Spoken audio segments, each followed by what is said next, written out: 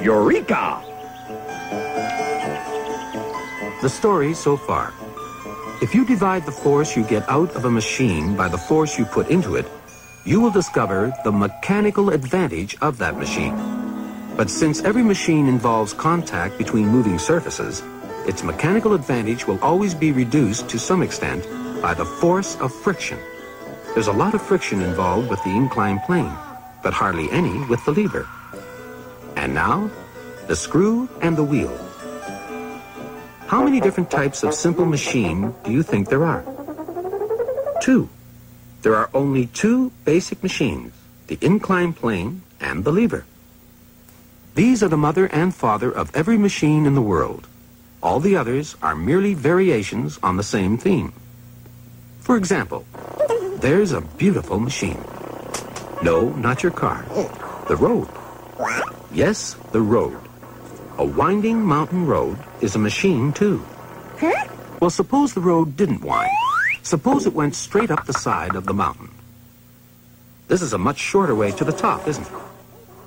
And yet, it won't do you much good, because the engine of even your magnificent automobile hasn't enough force to lift your car straight up.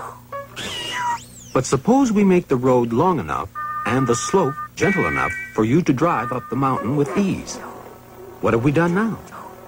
Yes, we've made the road into an inclined plane, a simple machine. But that's an expensive way to go up a mountain. It requires an awfully long ramp. What if we wrap the inclined plane round the mountain instead?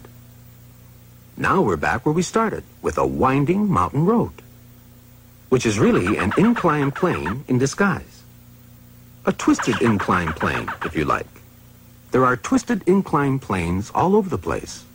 This includes every device that has a spiraling, corkscrewing action, and which allows you to trade extra turning distance for reduced force, either to help you lift things or fasten things together. Here is the commonest example of all, the screw, which is, in fact, the very name which physicists give to every type of twisted inclined plane, the screw. So that's one of the descendants of the inclined plane. Hang on a minute. Can you give me an example of a simple machine that is descended from the lever? Well, you're holding one in your hand right now. Yet another machine that doesn't look like a machine. I know. But have you ever tried to open a door without a doorknob? You haven't got enough leverage, have you? That's where the doorknob comes in. It's a direct descendant of the lever, like this, or this, or this. They're all children of the lever. How come? Well, a long time ago, some very wise men were looking at a lever one day, when they suddenly thought how nice it would be if the extra force the lever gives you to move something from here to here, say 4 times the force, because one lever arm is 4 times the length of the other, they wondered if this extra force could be extended through 360 degrees. In other words, they wondered if they could make a circular lever, a lever that would go all the way round. And while they were at it, they made up a new name, an axle. With its center where the point of the fulcrum used to be, and the short arm of the lever now running from this center to the outside of the axle, and the long arm running from the center of the axle in the opposite direction.